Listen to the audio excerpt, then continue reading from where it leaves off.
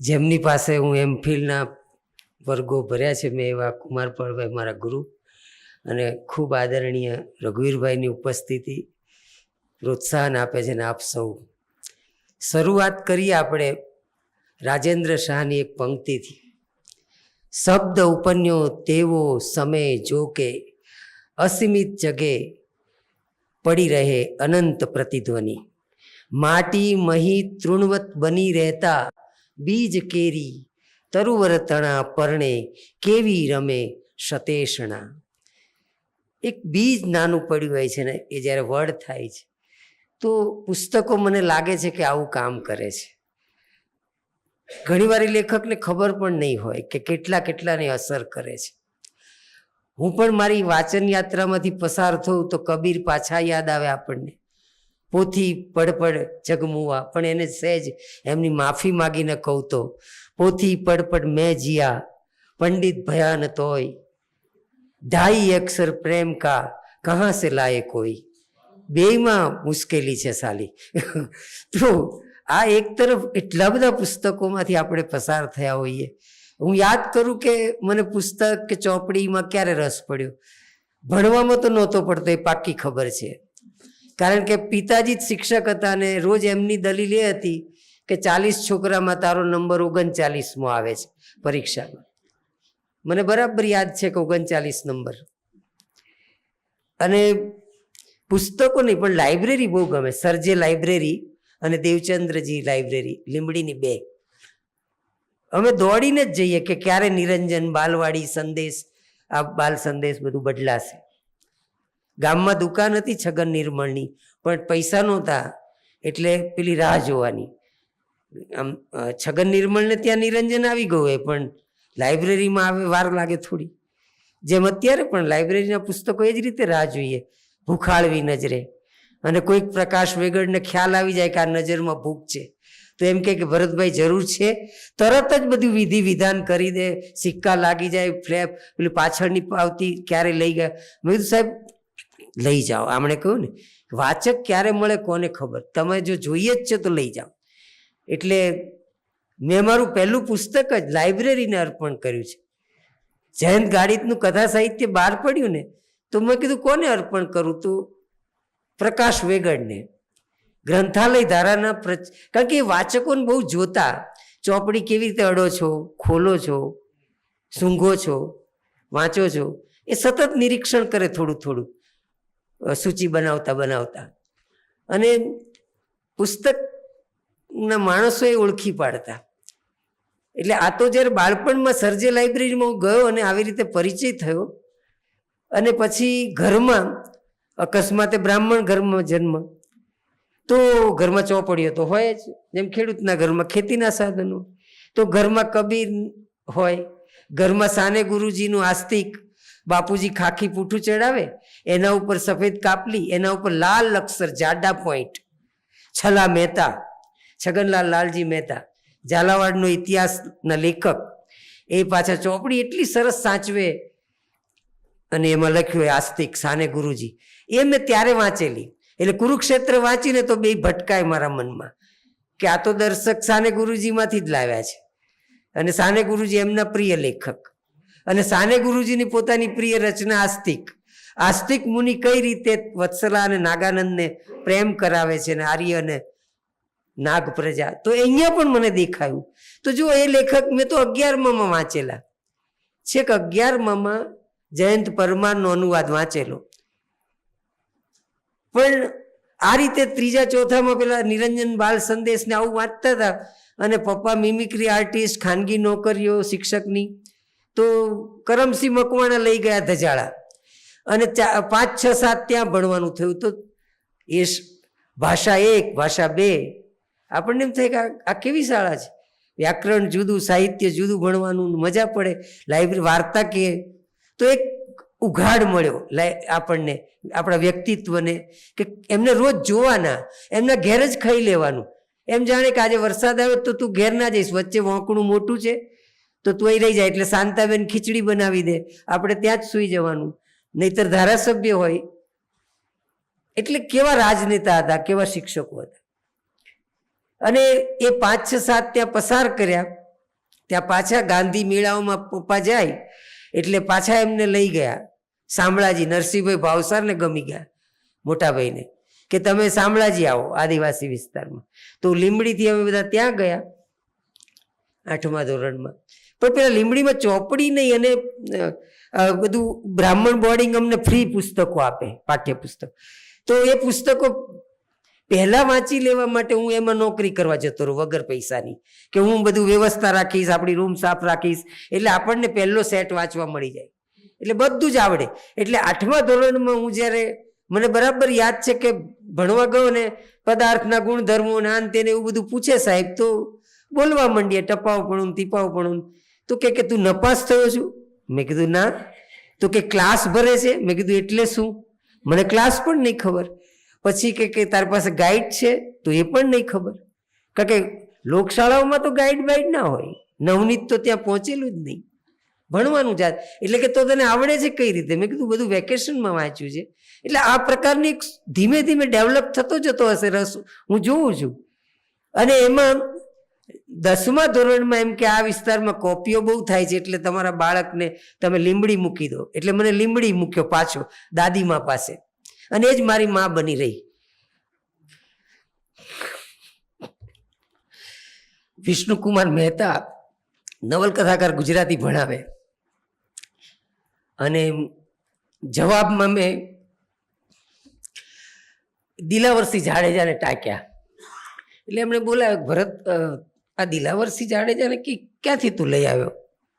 સાહેબ એમનું મેં વાંચ્યું છે. તો કે આ બહુ સરસ કહેવાય. હવે 10મા ધોરણમાં એ નહીં ખબર કે આ વિવેચક ને આ લાભશંકરની કવિતા વિશેનો એમનો અભિપ્રાય હતો એક. પણ એમણે મને પ્રોત્સાહન આપ્યું ને બહુ જ લોકપ્રિય નવલકથાકાર વિષ્ણુકુમાર મહેતા. અને અમારી બ્રાહ્મણ બોર્ડિંગના ટ્રસ્ટી ને એવું બધું. હું રહું બોર્ડિંગમાં, ખઉં ઘેર ને એ રીતે વાંચું, ફ્રીમાં મને રાખતા હતા. ત્યાં 11માં આવ્યા એટલે વાંચવાની પેલી ટેવ. ત્યાં ભાસ્કરભાઈ કરીને જે બહુ નાની વયે ગુજરી ગયા એક લાઇબ્રેરિયન. જો આ લાઇબ્રેરિયન મારે ખાસ કહેવું છે, પ્રકાશ વેગડ કે ભાસ્કર, એમણે મને એક ટેવ પાડી કે જે વિજ્ઞાનમાં ભણવામાં આવે સાયન્સમાં, વાયરસ, બેક્ટેરિયા, ધ્વનિ, તો ધ્વનિ ઉપર તું આ PF પટેલ ભવંસના સાહેબ છે એમની ચોપડી વાંચ. અને હું વાંચી જતો.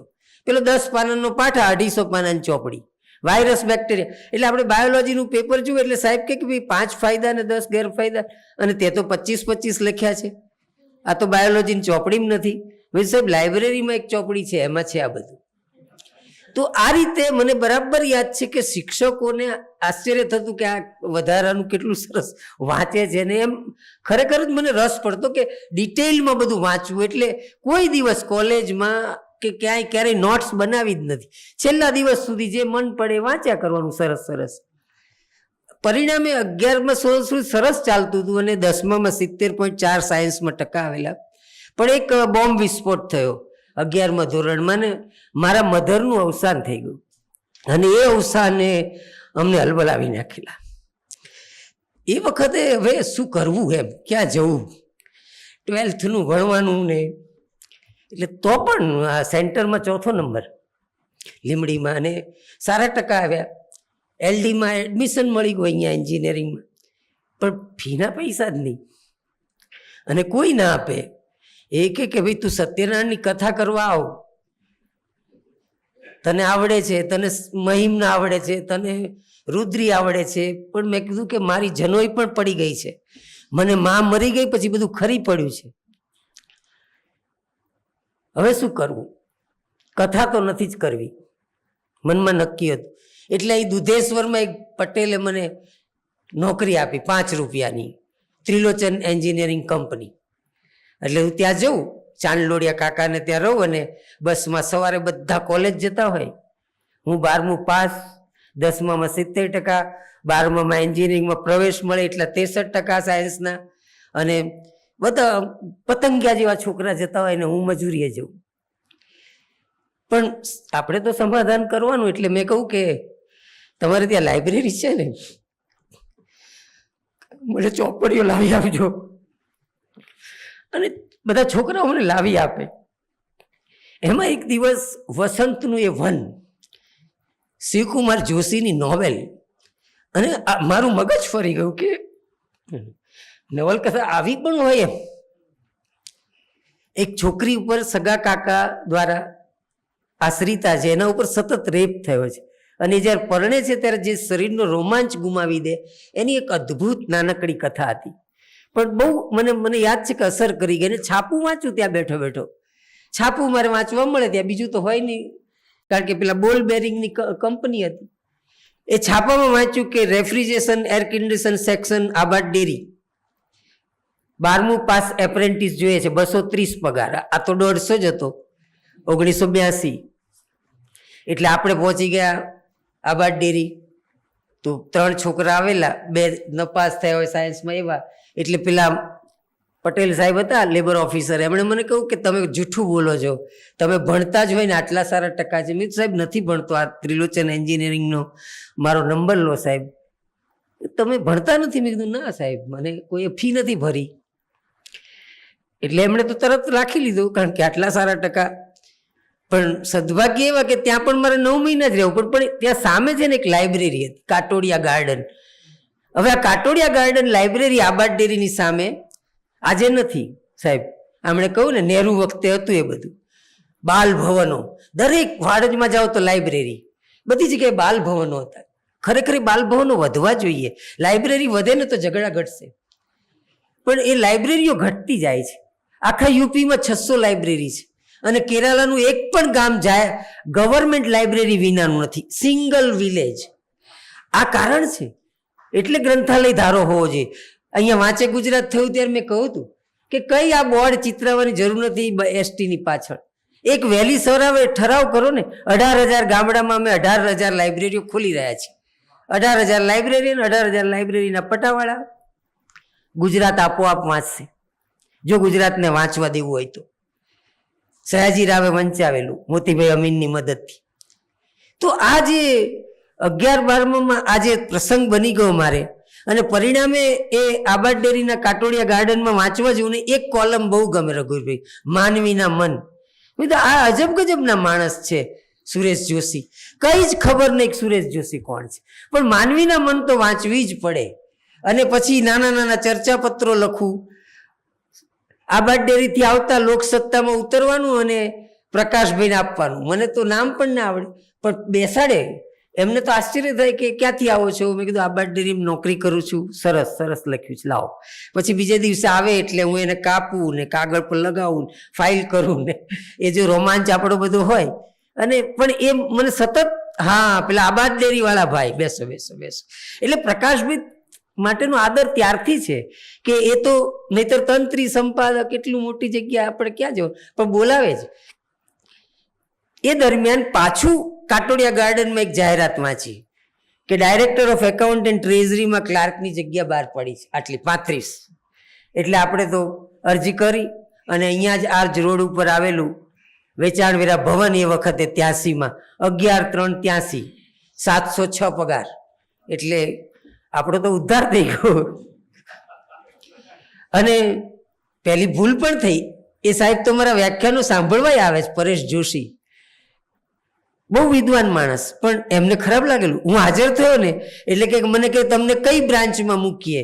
મેં કહ્યું કે સાહેબ વાંચવા મળે ને ત્યાં. એટલે કે ગાડા માણસ પહેલા દિવસે હાજર થવા આવ્યા, મેમો મળે વાંચનારાને. હવે પહેલી વાર ખબર પડી કે વાંચનારાને મેમો મળે. તો મને કે અહીંયા તો તું નોકરી કરવા આવ્યો છું, આવું ના બોલાય. મેં કીધું એવું નથી સાહેબ, મારે ભણવું છે.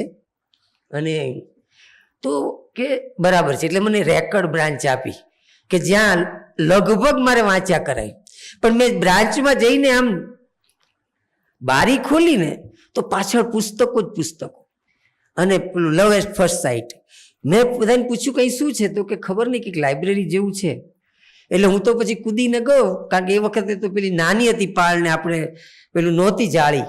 તો ગયો તો ગુજરાતી સાહિત્ય પરિષદ, અને રઘુવીરભાઈ આવે ત્યાં. એ તો જો કે રઘુવીરભાઈ તો આવે પેલા પિલર જોવા, આડો અવળો નથી જતો ને. એક બહુ જ રૂપાળા આપણા આર્કિટેક્ટ હતા, એમની સાથે વાતો કરતા હોય. એટલે હું તો અમે ટગર ટગર જોઈએ. પણ એમાં હું ગયો અને એટલી બધી મજા પડી. છાજલીઓ ને છાજલીઓ પૂરી કરી. પ્રકાશભાઈ ને ગંગારામને ખબર ન હોય એ ચોપડી મને ખબર કે અહીંયા છે સાહેબ, એમ કહી શકતો હતો.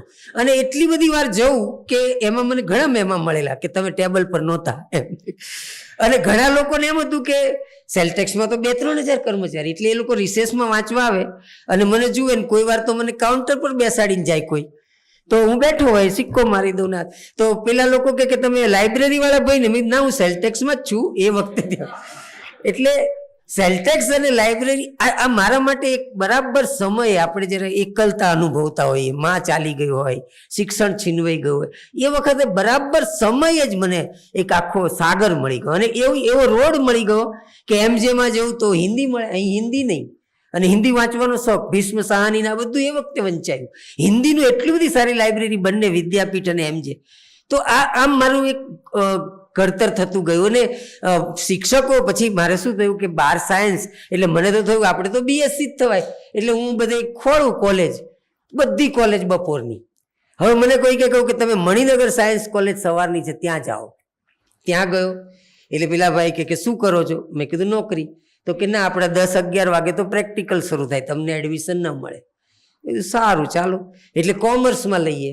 કોમર્સમાં ગયો તો કે તમને એડમિશન જ ના મળે. મેં કેમ? તો કે સાયન્સ વાળાને કાં તો સાયન્સમાં મળે ને કાં તો આર્ટ્સમાં મળે. બીજી વાર તો હવે આર્ટ્સમાં જવાનું જ છે. તો પછી બાજુમાં એક કોલેજ છે, બધા કે જઈ આવો HKમાં. એટલે હું ગયો ત્યાં માર્ચ મહિનામાં, જૂનમાં હતું, પણ મને નોકરી મળી ગઈ એટલે હું બધા ફર્યા કરતો હતો ક્યાં એડમિશન લ્યું.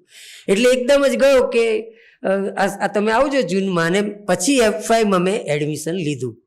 ત્યાં એડમિશન લીધું પછી ત્યાંની લાઇબ્રેરી તમે જુઓ, સમૃદ્ધ લાઇબ્રેરીઓ. આ એક નસીબદાર જ કહેવાય ને આપણે, કેટલા મોટા. અને આર્ટ્સમાં એડમિશન તો શેના માટે લીધેલું ખબર છે? કે ક્લાસ 1-2 ઓફિસર બનવું. કારણ કે મારી આજુબાજુના છોકરાઓ બધા IPS IAS ની તૈયારી કરે ને સરસ વાંચે ને બધા મને કે ભરત તું આ રાખ, આ રાખ, આ રાખ, ઇતિહાસ રાખ, કલ્ચર રાખ, ગુજરાતી રાખ. ત્યારે તો કંઈ જ નહીં ખબર કે આપણે શું કરવાનું.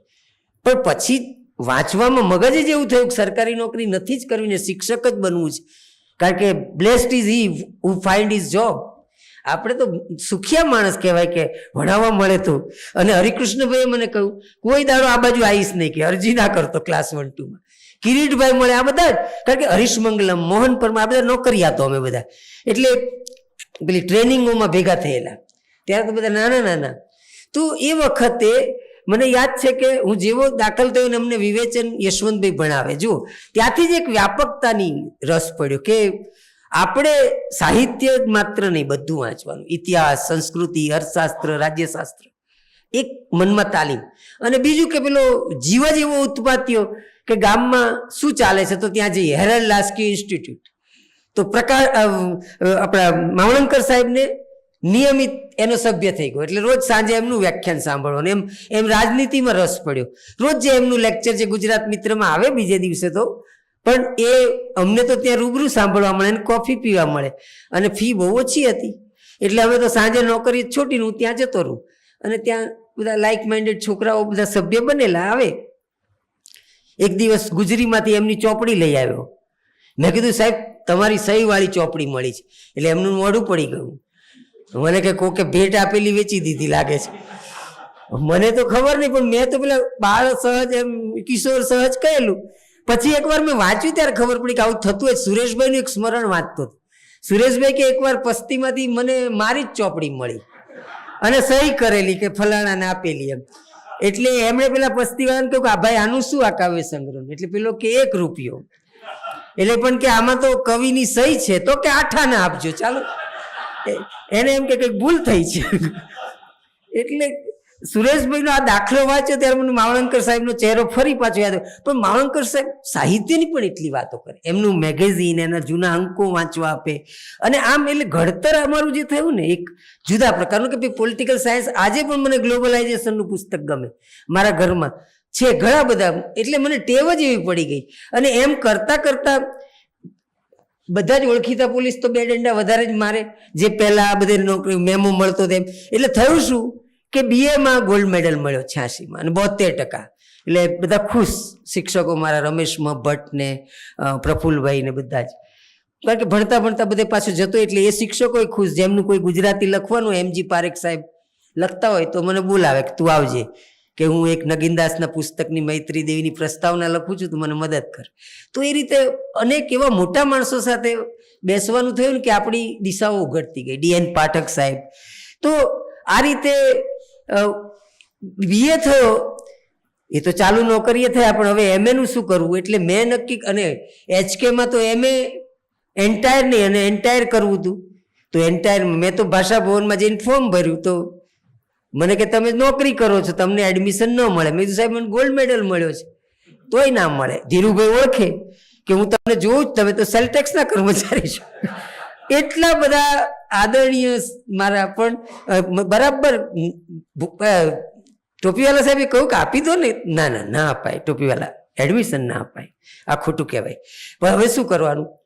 પછી મેં કીધું એક્સટર્નલ કરીશું. તો રઘુવીરભાઈ કે એક્સટર્નલ નહીં કરવાનું ભરત. મેં કીધું કેમ સાહેબ? એક્સટર્નલને ગોલ્ડ મેડલ નથી મળતો. અને બીજું કે મારી બેબી કીર્તિ છે, એને બીજો નંબર આવ્યો છે, તારો ગોલ્ડ મેડલ છે, તો એને ગોલ્ડ મેડલ MA નો મળશે જો તું MA એક્સટર્નલ કરીશ. તું આવા માણસો મારી આસપાસ છે. એટલે મને એમણે પરાણે કહ્યું તું ગમે. એટલે આપણે તો જતા રહ્યા નવ ગુજરાત. સાહેબ તો જતા રહ્યા હતા ભાષા ભવનમાં, એટલે MPhil ભણવાનું થયું. અહીંયા વાડીભાઈ, જસુભાઈ ઠક્કર અને CR દવે સાહેબ ભણાવે. એટલે હું તો ઓફિસથી છૂટતા આવું ક્યારેક. એ લોકો કે તું ના ભરીશ તોય ચાલે, પણ મને ખબર છે કે મજા આવતી હતી. સરસ્વતીચંદ્ર પ્રિયકાંતભાઈ ભણાવતા હતા અને સરસ રીતે ભણાવે. તો સાંભળીને ઘેર જઈને MA માં ગોલ્ડ મેડલ આવ્યો. એટલે ભાષા ભવનના વિદ્યાર્થી નહીં, તો ગોલ્ડ મેડલ હું બહારથી લઈ આવ્યો એમ. એટલે બધા ત્યાંના શિક્ષકોને પણ આશ્ચર્ય થયેલું એ વખતે. અને પછી MPhilમાં પાછી આ જ પ્રોબ્લેમ. ધીરુભાઈ કે નહીં, તમે સેલ ટેક્સમાં છો. ટોપીવાલા કે આપી દો. અને MPhilમાં પછી આપ્યું. એ કે જો હું તમારી હાજરી જોઈશ, મારે હાજરી. અહીંયા મેં કમિશનરને વાત કરી કે સાહેબ મારે ભણવું છે અને હું 9 વાગે નોકરી કરવા આવી જઈશ. આપણી ઓફિસ ખુલે એટલે હું ઇનવર્ડ ક્લાર્ક છું, તો હું બધા પત્રો નોંધી લઈશ. અને એ રીતે MA. પણ MA સુધી મેં આ બધી જ, ઇવન બ્રિટિશ લાઇબ્રેરીનો મેમ્બર થયેલો. એટલે થોડું થોડું અંગ્રેજી વાંચવાનું શરૂ થયું. અને જેવું MA થયું પછી જે માણસો થોડાક મળ્યા, ગાઈડ નિમિત્તે સતીશભાઈ મળ્યા, કે સતીશભાઈના કારણે પીરજાદા સાહેબ મળ્યા. ઈડર હું ગયો પહેલી નોકરી કરવા, તો ત્યાં મને હરિહરભાઈ શુક્લની અદ્ભુત લાઇબ્રેરી, એટલી સરસ લાઇબ્રેરી, એમ થાય કેટલા સરસ પુસ્તકો મળી ગયા. એટલે એ મને દરેક જગ્યાએ લાઇબ્રેરીનું સુખ અચાનક પ્રાપ્ત થયું. અને જ્યારે સંસ્થા બદલવાની થઈ તો સામેથી જ મને પીરજાદા સાહેબે કહું ખિસ્સામાં હાથ નાખીને 150ની નોટો, અત્યારે જ તમે સંતરામપુર જતા રહો, ઇન્ટરવ્યુ પછી લઈશું. પછી હું અહીંયા આવું એટલે કે ક્યાં જવાનું છે, કયા સેમિનારમાં? આપણે કંઈક ક્રિએટિવિટી ઉપર એક નીતિન મહેતા કરે છે, ચાલો મારી સાથે. ક્યાં જવાનું સાહેબ? IIM, dictionary of creativity. આવડું પુસ્તક, આટલું જાડું. પેલાને કે બધું ઝેરોક્સ કર, આ વાંચો અને આપણી કોલેજનું સરસ પ્રતિનિધિત્વ કરીને આવો. ધંધુકા પાર્ટ ટાઈમ ભણાવેલું તો ટેરી ઈગલ્ટનના પુસ્તકો, એ વખતે જેના નામ અમે વાંચીએ બધા પુસ્તક ત્યાં હોય. હવે સાહેબ તો રિટાયર્ડ થયેલા, પીરજાદા સાહેબને 10 વર્ષ થયેલા. ઉત્તમ પુસ્તકો અને કોઈ વાંચે નહીં. હું તો ગાળો થઈ ગયો, કેવી લાઇબ્રેરી છે. પાર્ટ ટાઈમ થોડો વખત ગયેલો, 7 મહિના. તો આ પીરજાદા સાહેબે કહું કે બુક ફેરમાં જવાનું છે. એટલે શું સાહેબ? વર્લ્ડ બુક ફેર તમારે જવાનું. ક્યાંય પણ જાઓ 5000 પુસ્તકો લેવાની, કોઈ શિક્ષકે પૂછવાનું જ નહીં. આવા પીરજાદા સાહેબ હતા. એટલે એ પીરજાદા સાહેબે પણ અમારું ઘડતર કર્યું ને એ ઘડતર કર્યું કે લોજિકલ બનો. આજે સતીશભાઈમાં જે છે ને એ આવવું જોઈએ. એમ કે મને રોમેન્ટિક બહુ લાગે છે સાહિત્યકારો લખાણમાં, રંગદર્શિતા અને વિવેચનમાં તો ન જ ચાલે કે. એટલે તમે જાત જાતનું વાંચો. એટલે હંમેશા જુદા જુદા પ્રકારનું વંચાવે કે તમે સોશિયોલોજી વાંચો, લિટરેચર ઓફ સોશિયોલોજી વાંચો. અને આ રીતે એક પ્રકારની વ્યાપકતાની ટેવ, જે તમે કહો છો ઘડતર, એ અર્થમાં જે મને શિક્ષક આપ્યું છે, તો ઘડતર આ રીતે થયું કે આજે પણ મને EPW વાંચવું ગમે છે. અને EPWમાં એટલા સરસ લિટરેચરના લેખો આવે. એક મેગેઝિન આવે છે સેમિનાર, દરેક વખતે એક ઇસ્યુ હોય. હા, સેમિનાર. તો એ સેમિનારમાં એટલું અદ્ભુત મેગેઝિન આવે છે. હવે તો ઓનલાઈન બધા જ છે, એના જૂના અંકો પણ અવેલેબલ છે, EPWના પણ બધા અંકો. પણ જ્યારે દર વખતે સાહિત્યનો કે ફિલ્મનો એક લેખ હોય જ. તો EPW પછી એક મેગેઝિન ધ્યાનમાં આવ્યું, અને એ છે અનામિકભાઈને ખબર હશે, મંથલી રિવ્યુ. જે ખડગપુર આઈઆઈટી એને રિપ્રિન્ટ કરે છે, આમ અમેરિકાનું છે, પણ એટલું બધું સરસ મેગેઝિન છે, એની બધી જ ફાઇલો અમારે ત્યાં છે MS-માં. જેમ પેલા લાઇબ્રેરી લીંબડીની સર્જે લાઇબ્રેરી, એ તો આપણે નિરંજન વાંચેલું, પણ જેમ હું મોટો થયો અને FYમાં આવું ને આ બધું વાંચતો થયો એટલે બધા બંધ કબાટો ખોલાવ્યા મેં. હું જાઉં, કર્મચારીને 300-500 પગાર હોય, ગ્રાન્ટેબલ લાઇબ્રેરી, આપણે તો લાઇબ્રેરીની ગ્રાન્ટ તો હોતી જ નથી ક્યાંય. તો જે રીતે ત્યાં બંધ કબાટો મને કે આ તો કોઈ વાંચતું જ નથી, ખોલો નહીં, તો એમાંથી આપણને તેંડુલકરનું મહાત્માની સિરીઝ મળે. CPSU communist party of Soviet યુનિયનના બધા જ અહેવાલો, જે કેટલાક તો પાર્ટીવાળા પાસે નહોતા ભારતની, એ મને એમ થાય કે આ રાજાએ કેમ આ લાઇબ્રેરીમાં ક્યાંથી એ જમાનાનું એટલા બધા પુસ્તકો મળ્યા. આશ્ચર્ય થાય. મોડર્ન રિવ્યુ રામાનંદ ચેટર્જીનું સાહિત્યનું બહુ જ મહત્વનું 19મી સદીનું, જેમાં ટાગોર વગેરે લખતા.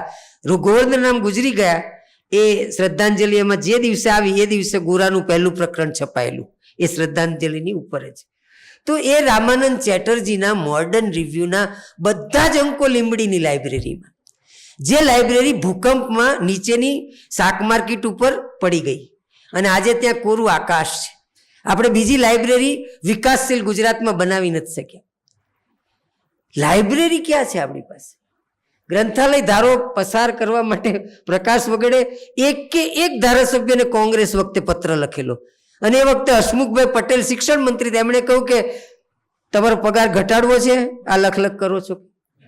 એમણે કહ્યું ના, દક્ષિણના 5 રાજ્યોએ પસાર કર્યો છે, જેટલા ગામ એટલી લાઇબ્રેરી, તો આ કરવાથી લાભ છે. પણ ન થયો, આજ સુધી નથી થયો, હજી પણ નથી થયો. તો આ જે બધું મને ટેવ પડતી ગઈ કે પ્રતિમાન વાંચવું. પછી તો ભારતભરમાં ફરવાનું થયું, શિક્ષક બન્યા, સંતરામપુર ગયા ને પછી અમે કહું એમ વર્લ્ડ બુક ફેરમાં જતા આવતા ત્યાં હિન્દી વાંચવાનું, ભારતીય સાહિત્ય વાંચવાની ટેવ પડી, અને વગર PhD રીડર બની ગયો. હમણાં કહું ને હમણાં કે રીડર પ્રોફેસર બની ગયો 2006થી. પછી રીડર બન્યો, પછી ફેલોશીપો આ બધી મળીને તો સિમલાની લાઇબ્રેરી, તમે મને અભાગ્યો માણસ કહી શકો. આજે પણ મેં કુલુ મનાલી નથી જોયું, અને સિમલા હું 15 મહિના રહ્યો છું, ત્રણ એમ ગાળાઓમાં. પણ એમ થાય કે શનિ રવિ ત્યાં ફરવા જઈશ તો આ ચોપડી રહી જશે, આ ઝેરોક્સ કરવાનું રહી જશે. એટલે સિમલા જોઉં, કુલુ મનાલી નીવ્યા જાય, હું ના જાઉં, તું ફરી આવજે. મેં કીધું હજી તો આટલી જોવાની બાકી જ. અને ત્યાંથી પછી બધી ઝેરોક્સ કરીને વડોદરા મોકલું, મોટું બોક્સ બનાવીને, કારણ કે ઝેરોક્સની છૂટ હતી ત્યાં. એવી સરસ લાઇબ્રેરીઓ. મેં હમણાં જ વાત કરી પટનાની લાઇબ્રેરી, ખુદાબક્ષ લાઇબ્રેરી. તમે જુઓ, ઉર્દુ, ફારસી, પર્શિયનનું ઉત્તમ સાહિત્ય, થોડુંક એમાં અંગ્રેજી હતું એટલે મને બહુ ગમેલું, પણ એ પટનાની બહુ જ સારી લાઇબ્રેરી, ખુદાબક્ષ લાઇબ્રેરી, જેને એ પરંપરામાં રસ હોય. જેમ કે દાખલા તરીકે ઇતિહાસકાર તરીકે સિકંદર સાનીનું પાત્ર આપણે કોણ સાહેબ, કવિ અમીર ખુસરો. તો અમીર ખુસરો ઇતિહાસકાર પણ કેટલા મોટા હતા. એનું એક પુસ્તક હું ત્યાંથી લાવ્યો છું. પછી ભારત વિભાજનના પત્રો ને એટલું બધું મળી ગયું. પછી બન્યું એવું કે આ બધી જ્યાં પણ ગામમાં જવું ને, એટલું દારૂડિયો માણસ હોય કેમ અડ્ડો ખોળી પાડે, એમ હું લાઇબ્રેરી ખોળી પાડું. અને ખબર પડી કે ભાઈ કાનપુરમાં તો કરંટમાં જવાનું. હવે જો કે દુર્ભાગ્ય આ બધું બંધ થવા માંડ્યું. બોમ્બે જઈએ એટલે સ્ટ્રેન્ડમાં જવાનું, બાંદ્રાના લોટસમાં જવાનું.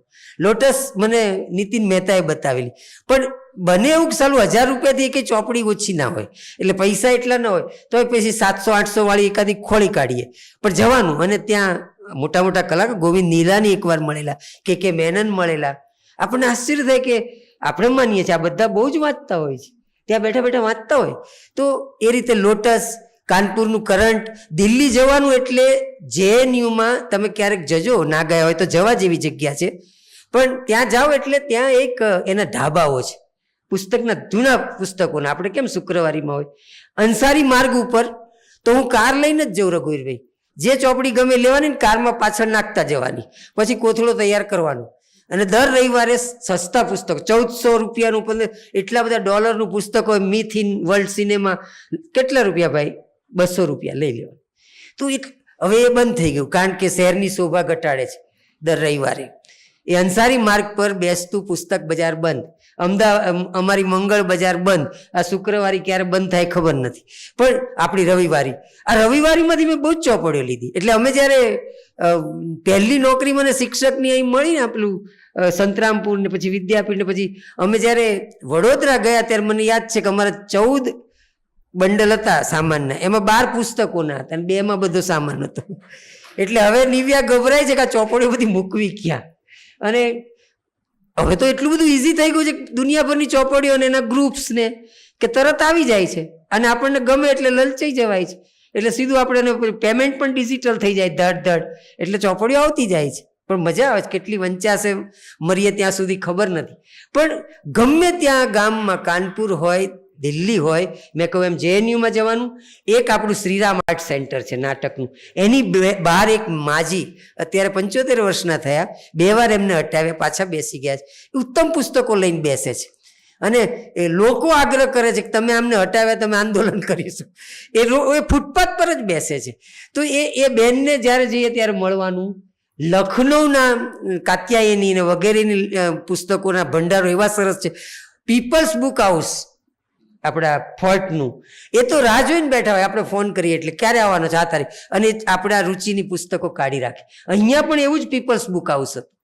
મધર મેં એમાંથી જ લીધેલી ગોર્કીની, અને વાંચી ત્યારે એમાંનું એક વાક્ય મને યાદ રહી ગયું છે. પાવેલ જે નાયક છે એને એનો ફ્રેન્ડ કહે છે કે અમને પુસ્તકો આપો પણ એવા પુસ્તકો કે જે મગજમાં સૂળા ભોંકે, ખાલી ગલગલિયા કરવા માટે નહીં. તું એ પ્રકારના માં નવલકથા વાંચેલી. એકવાર વિસ્મય શાહ મારા એક મિત્ર છે, એમણે મને કહ્યું ભરત તું આ નવલકથા વાંચજે, મહાશ્વેતા દેવીની 1084માં.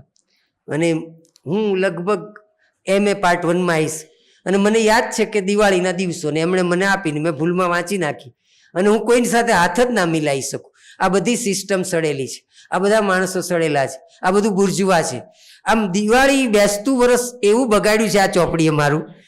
મને હજી યાદ છે કે આવું બધું થાય. ચોપડીઓની પ્રીતિ કેવા થાય. હવે જમશેદપુરમાં એકવાર 12 ને 10ની મારી ટ્રેન, અને અંદર ચોપડીઓ મેં જોઈ, ભગતસિંહ और उनके साथियों के दस्तावेज અને મેલા આંચલ. બહુ સસ્તી હતી વખતે, 60 રૂપિયા, ખિસ્સામાં જ 60 રૂપિયા. અને ટ્રેનમાં બેસવાનું, ટિકિટ તો બુક, પણ કંઈક કેળા બેળા ખાવા તો જોઈએ ને, કારણ કે 48 કલાકનો પ્રવાસ. આપણે તો લઈ લીધી, મોઢું લૂછી નાખશું કોઈ જોવે તો, બહાર જવાનું ને મોઢું લૂછીને આવવાનું કે ભાઈ નાસ્તો કરીને આવ્યા. પણ બન્યું એવું કે મેં તો ચોપડી લઈ લીધી, સરસ વાંચી, મારી ટ્રેનનો ટાઈમ થયો એટલે પેલું બધું મુકાયું, મારું નામ જ નહીં. એટલે હું પેલાને મળ્યો, અને એવો કડક અધિકારી હશે, ટિકિટ બાંધીને ઉપર કાગળ ચડાવીને કે આનું તમને રિફંડ મળશે, અરજી કરવાની, તમારી ટ્રેન કાલે જતી રહી, તમે તારીખ ખોટી લખી છે. પેલું 12 ને 10 વાળી રાતની ગાડી હતી ને. હવે શું કરવાનું? 60 રૂપિયા જતા રહ્યા. ભગતસિંહ કે સાથીઓ કે દસ્તાવેજ લઈ ગયા. આ બાજુ પેલો કે ના તમારી પાસે ટિકિટ સાદી લઈ લો તો હું તમને જનરલ ડબ્બામાં બેસાડી દઉં. સાહેબ મારી પાસે પૈસા જ નહીં, તો હું તમને ફ્રીમાં બેસાડું, પણ તમે જ્યાં આવ્યા ત્યાં જવા માટે પાછા જાઓ. નજીકનું ગામ ઘાટશીલા, સુવર્ણરેખા ફિલ્મ જે બન્યું એ, તો એ ઋત્વિક ઘટક વાળું, તો એ અને વિભૂતિ બાબુ જે ઘરમાં રહેતા હતા એ ઘરમાં રહેવા મળેલું. તો એ ઘાટશીલા હું પાછો ગયો, રાત્રે બધા આવજો જજો કરેલું, અને સવારમાં 6 વાગે મેં ધાડ બારણું ઠોક્યું, પેલા લોકોએ ખોલ્યું. અરે ભરતભાઈ તમે? મેં કીધું આવું થયું જ ભાઈ, બીજી ટિકિટ લીધી અને આપણે પહોંચ્યા અહીંયા. પણ ત્યારે મેં ટિકિટના જ પૈસા લીધેલા, એટલે મોડું લૂછવાનું તો આવેલું જ છે. 48 કલાક સુધી બધા આજુબાજુ ખાય ત્યારે બહાર જતું રહેવાનું, અને પછી આમ હાથ બાથ ધોતા આવવાનું. પણ આપણે આવેલા. તો આવા બધા પ્રસંગો એટલા બધા યાદ આવે છે.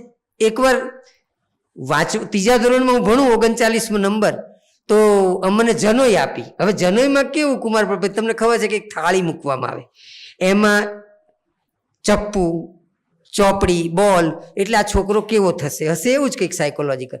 અને એ વસ્તુ તમારે લેવાની, અને જે લે એના ઉપર પછી બહેનો ગીતો ગાય, દાદીમાન, ફોઈને બધા. તો ફોઈના લગ્નમાં મને જનોઈ આપેલી, અનુફઈવાળા લગ્નમાં. તો એમને થાળી મૂકીને, મારા કાકાનો છોકરો 10મું પાસ જ નથી થયો, હજી ચોપડી યાર કોઈ સંબંધ નહીં, એને એના પપ્પાએ કાનમાં કહી દીધું ચોપડી લેજે બેટા, ચોપડી લેજે. એટલે એણે ચોપડી લઈ લીધી, એટલે બધા ખુશ. અને મને મારા પપ્પા પહેલેથી જ કંઈ નહીં કહેલું, એટલે જ હું આવો બગડી ગયો કહેવાનો. તો એ મને કે તારે જે લેવું એ લઈ લેવાનું. એટલે મેં તો ચપ્પુ જ લીધું, પેલું હાથી મેરે સાથીને બધું જોતા હોય ને એ વખત, તો ચપ્પુ લીધું એટલે બધા તૂટી પડ્યા. કે સાલો ગુંડો થશે એમ. પણ મને અત્યારે પ્રસંગ યાદ આવે ત્યારે એવું થાય છે કે ચોપડી ચપ્પાની જેમ મારી સાથે છે. એનાથી હું વાર પણ કરી શકું ને એનાથી હું રક્ષણ પણ કરી શકું છું. તો આ જે મેટાફર મારા મનમાં અત્યારે આવે છે કે એ ચોપડી જો આ છે ને આપણને કેટલા બધી કુંઠાઓમાંથી મને બહાર કાઢી નાખ્યું. નહીતર હું એક ગોખલામાં હોત. એને મને બધી કુંઠાઓ એક પછી એક છૂટતી ગઈ. એક તમે ઇન્ટરનેશનલ માણસ બની જાઓ છો. એક તમારી ચિંતા થઈ જાય છે. કે મને યાદ છે કે મેં એકવાર વાંચેલું કે તિલકે એકવાર બધાને બોલાવીને ચા પીવડાવી. તો બધાએ કીધું કેમ?